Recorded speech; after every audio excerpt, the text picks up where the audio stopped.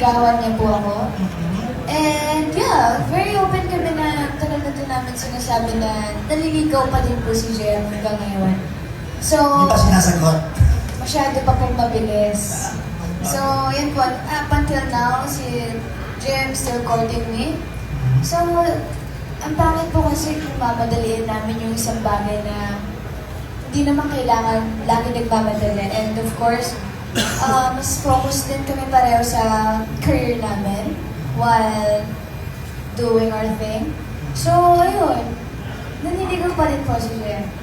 JM. Magaling din siya. Sobrang galing niya. As in, napahangal niya ako kung paano siya, kung paano niya pinutoy si RR bilang best friend ko. Hindi naman nagkakala yung real life. Best friend na lang kami.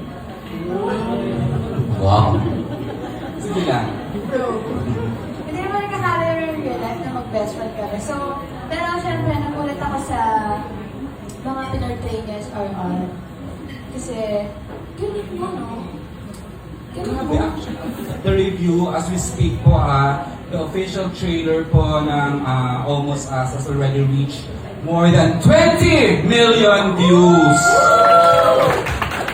Ano po to in 24 hours, so mamayang gabi, magka-48 hours na, so I can imagine, Miss Rosel, no, kung ilang million na tayo tonight. And hopefully by May 6, 200 million tayo. Less than a month, we are showing nationwide. Excited ako sobra kasi first Wapo mo ngayon, nakakaibang mo. shit ngayon. Wow! Guard na. Nawala ako. Hindi, I mean, excited ako sobra kasi first film na film. And siguro mas nangingibabaw sa akin yung excitement ko pag gabi kay Film kasi excited ako sa kanina na mapanood itong pelikula ito. Kasi seryoso, 100% sure ako na once mapanood nila yung pelikula ito, mas magmamarka yung pagiging actress ni Film. Sige, no, nagbibigay siya. Less than a month, we are showing nationwide. Excited ako sobra kasi first Wapo mo ngayon, nakakaibang mo. shit ngayon. Wow! Guard na. Nawala ako. Hindi, I mean, excited ako sobra kasi first film na film. And siguro mas nangingibabaw sa akin yung excitement ko pag gabi kay Film kasi excited ako sa kanina na mapanood itong pelikula ito. Kasi seryoso, 100% sure ako na once mapanood nila yung pelikula ito, mas magmamarka yung pagiging actress ni Film. Sige, no, nagbibigay siya. Okay, are we good? Kasi later on, we get pa naman another chance for a photo op. Okay, we'd like to request to please stay last direktan, JM Piang and Sir Keith, please. And forward, all for you. Forward lang, yan, all forward. Counting forward pa. Nag-layout lang ako ng content. Okay, makialam siya. Ayan, sige, apat lang muna sila from left. Okay, are we good? Kasi later on, we get pa naman another chance for a photo op. Okay, we'd like to request to please stay last direktan, JM Piang and Sir Keith, please. And forward, all for you.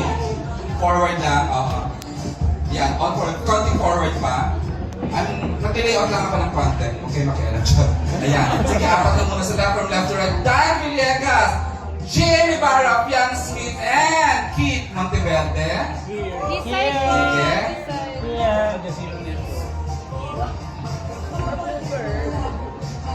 Kung araw tayo magka-photo op, ganyan siya. Okay, sige. Tapos, this is the final, dito sa gitna.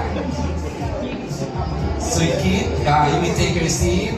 Sir Dan, Direk Dan, please stay. Ayan, Direk Dan Villegas. Very open po kami po tungkol sa aming relationship na nililigawan niya po ako.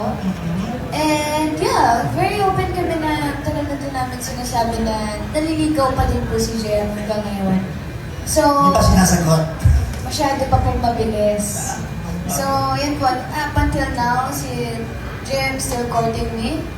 So, ang pangit po kasi kung mamadaliin namin yung isang bagay na hindi naman kailangan lagi nagmamadali. And of course, mas focus din kami pareho sa career namin while doing our thing. So, ayun. Naniligaw pa rin po si JM.